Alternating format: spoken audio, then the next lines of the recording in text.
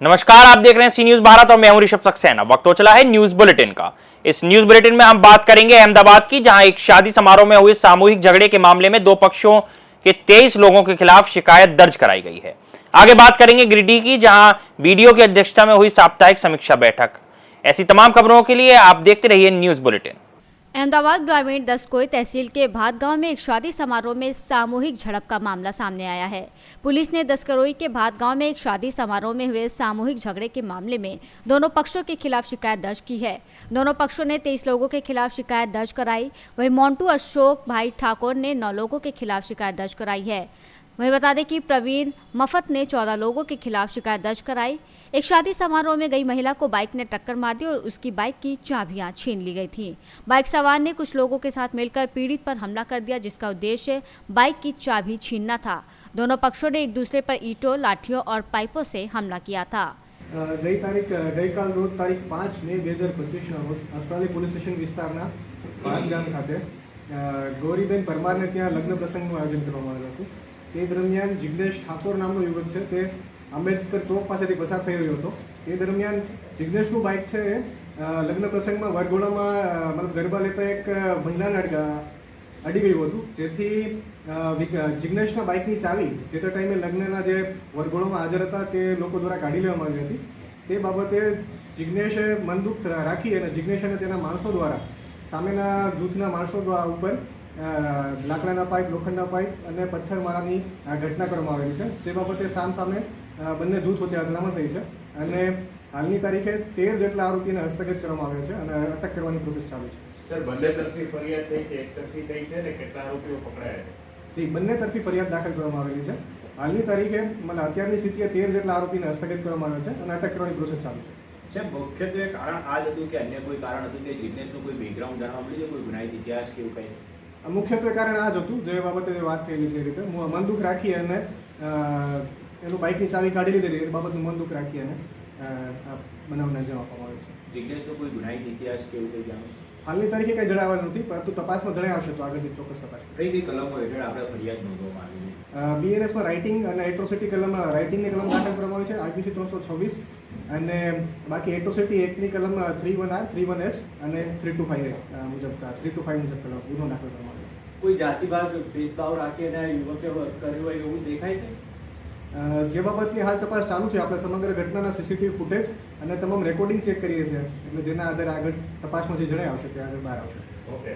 अहमदाबाद से सी न्यूज संवाददाता योगेश गोस्वामी की रिपोर्ट। गिरिडीह प्रखंड कार्यालय के सभागार में 6 मई को गिरिडीह प्रखंड विकास पदाधिकारी गणेश रजक की अध्यक्षता में राज्य सरकार की महत्वाकांक्षी योजना की समीक्षा की गई। बैठक में गिरिडीह प्रखंड के लगभग 15 पंचायतों के प्रतिनिधि शामिल हुए, जिसमें मुखिया पंचायत, सचिव, रोजगार सेवक, जेईए समेत मनरेगा के बीपीओ, ऑपरेटर सभी कर्मचारी बैठक में शामिल हुए। समीक्षा बैठक का मुख्य उद्देश्य सरकार के द्वारा चालू योजनाओं के विकासात्मक गति की रूपरेखा और उसके पूरे होने की गति के साथ आम जनता को मिल रहे लाभ और सहायता की जानकारी लेना रहा, जिसमें मुख्य रूप से अबुआ आवास, प्रधानमंत्री आवास, अंबेडकर निवास के अलावा मनरेगा के तहत गिरिडीह जिले के गिरिडीह प्रखंड अंतर्गत चल रहे बिरसा हरित क्रांति योजना की समीक्षा की गई। बैठक के उपरांत गिरिडीह बीडीओ गणेश रजक ने मीडिया को समीक्षा बैठक के विस्तृत रूप से जानकारी दी। जी सर, आज प्रखंड कार्यालय में समीक्षा बैठक आज आपके अध्यक्षता में की गई है, तो आज क्या सर निर्णय आया है इस बैठक में? देखिए, हम लोग यहाँ पर साप्ताहिक समीक्षा बैठक करते हैं और क्योंकि 30 पंचायत हम लोग का है तो हम लोग छोटा छोटा टीम बना के 10-10 पंचायत का हम लोग सप्ताह में सबको बुलाते हैं। आज 10 पंचायत का जो समीक्षा बैठक रखा गया था उसमें से अलगुंदा, बदगुंदापुर, जसपुर, जीतपुर, खावा, पालमू, परसाटान, पिंडाटान, सेनादोली और सिगदाड़ी पंचायत का समीक्षा था।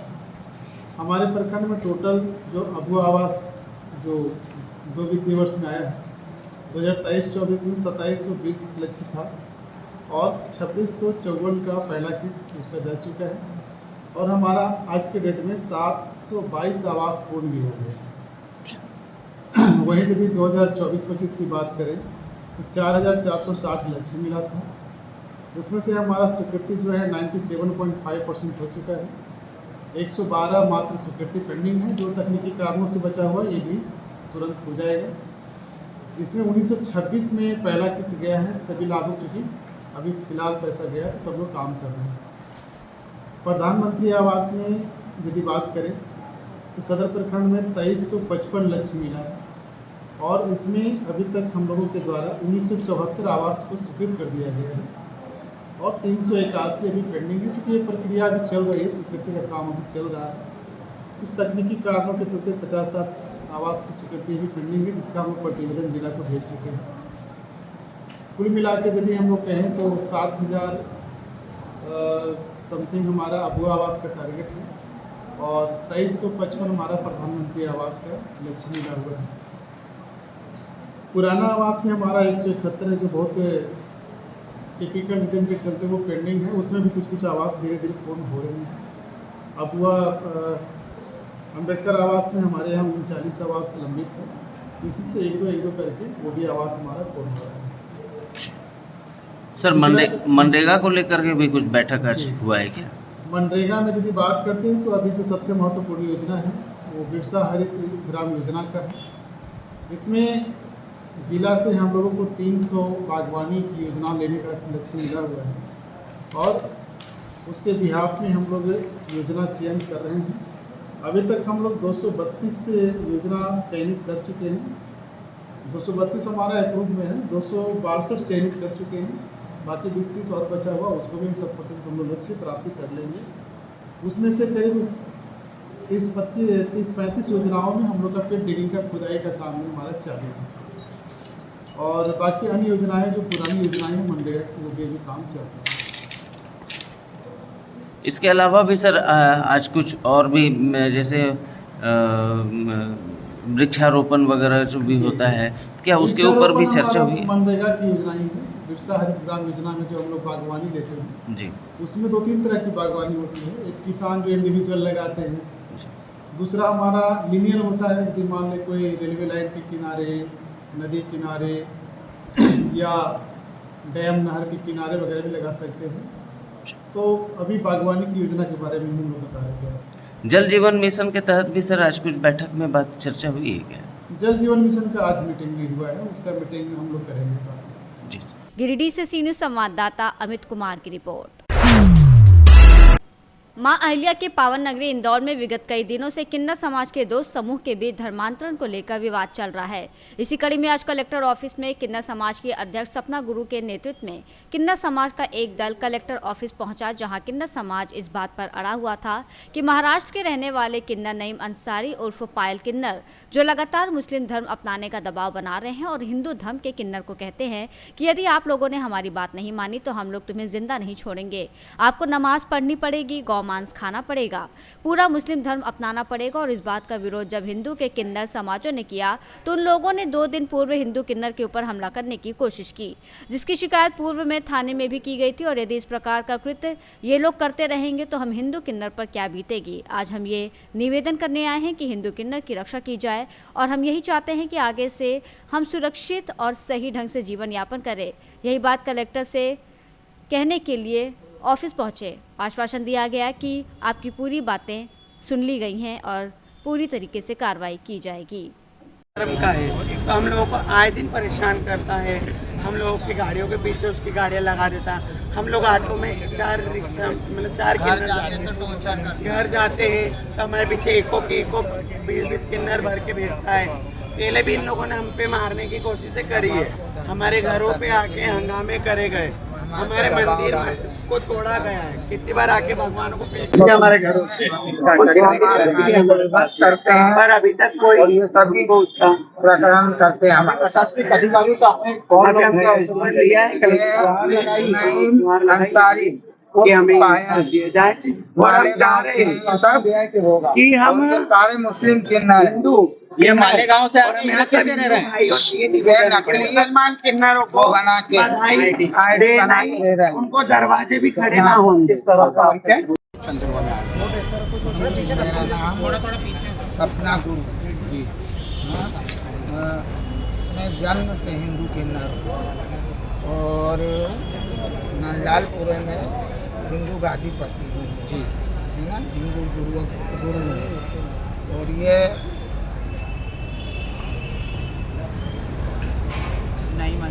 नईम अंसारी उर्फ पायल, हाँ जी, ये ज़बरदस्ती हमारा धर्म परिवर्तन करा के और हमें हज को पहुंचाना चाहता है और गौ मांस खाने को विवश कर रहा है। कौन लोग कर रहे हैं ये पायल नईम उर्फ पायल।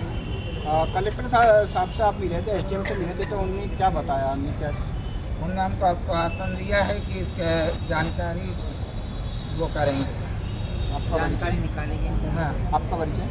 मेरा नाम गाजीपति गुरु सपना प्रमुख हिंदू। जी बताइए। इंदौर से सी न्यूज़ संवाददाता अंकित खरे की रिपोर्ट।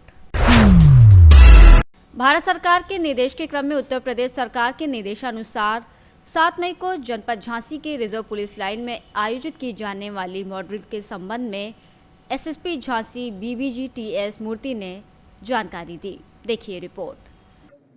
देखिए, आप सभी को विदित है कि हमारे भारत सरकार द्वारा 7 मई को सिविल डिफेंस डिपार्टमेंट से जो मॉक ड्रिल होने का जो निर्देश प्राप्त हुए हैं, उसी के आधार पर हमारे प्रदेश सरकार से भी क्लियर निर्देश प्राप्त हुए हैं कि सभी जिलों में अपने अपने समय अनुसार सभी विभागों से, इसमें सभी विभाग भाग लेंगे। हमारे पुलिस भी भाग लेंगे, प्रशासन भी भाग लेंगे, बाकी सिविल डिफेंस वाले भाग लेंगे, हमारे अग्निशमन विभाग भाग लेंगे, हमारे जो आपदा विमुक्त जो एसडीआरएफ विभाग है वो भी भाग लेंगे। सभी जितने भी विभाग है जो सभी भाग लेंगे और इस के संबंधित पूरी तैयारी हम लोग कर चुके हैं। इसके संबंधित बैठक भी आज शाम को एक और बैठक भी हो रहा है, जिसमें और भी विस्तृत रूप से इसमें हम लोग डिस्कस करेंगे।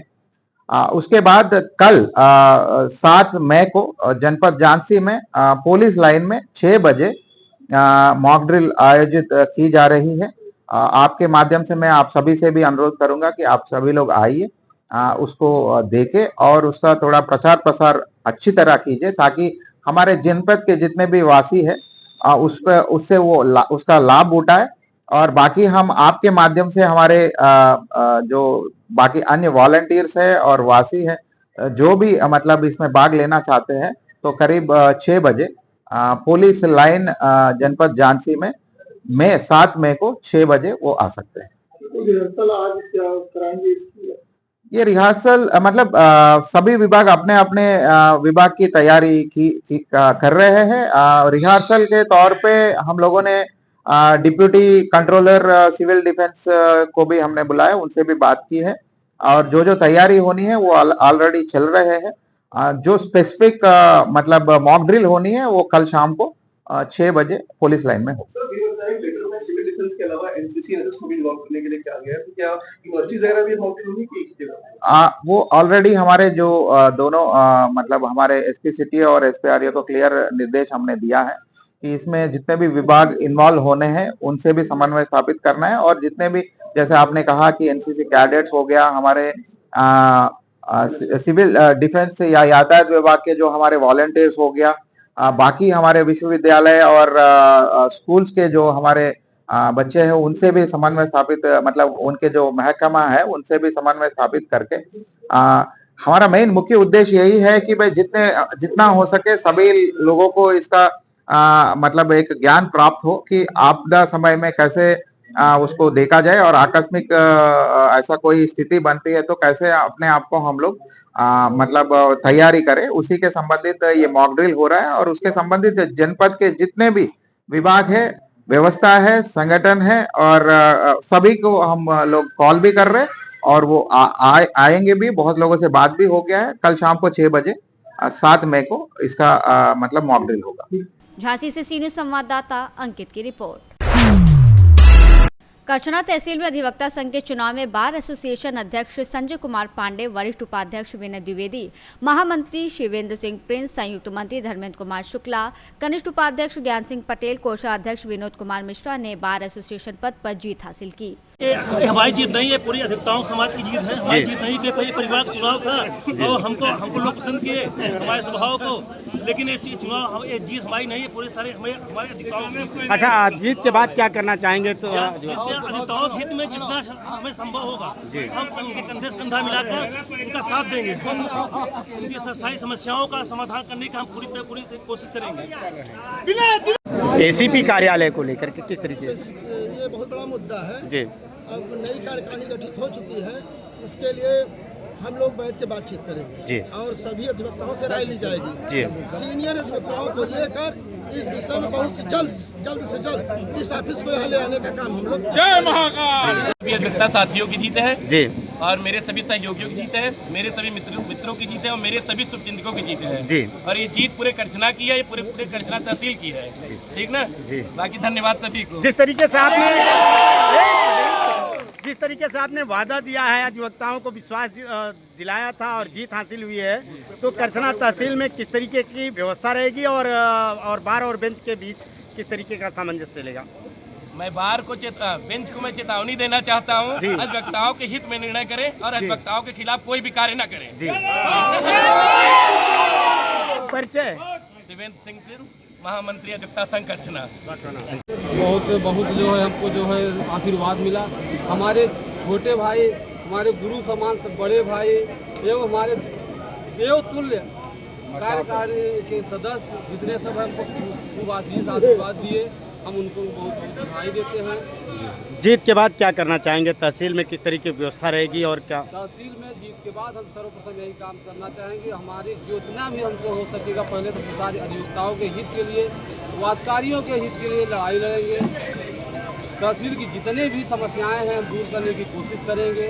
तमाम हमारे छोटे भाई जो कि यहाँ पे जो है ऐसे टहलते हैं, यहाँ पे अधिकारी जो है सुनते नहीं हमारे छोटे भाइयों, हम उनके साथ लड़ाई लड़ेंगे, जैसे भी होगा उनका साथ देंगे। परिचय अपना दे दीजिए। धर्मेंद्र कुमार शुक्ला, संयुक्त मंत्री। प्रयागराज से सी न्यूज़ संवाददाता मंगला प्रसाद की रिपोर्ट। फिलहाल के लिए इस न्यूज बुलेटिन में इतना ही। देश और दुनिया की तमाम खबरों के लिए आप देखते रहिए सी न्यूज़ भारत।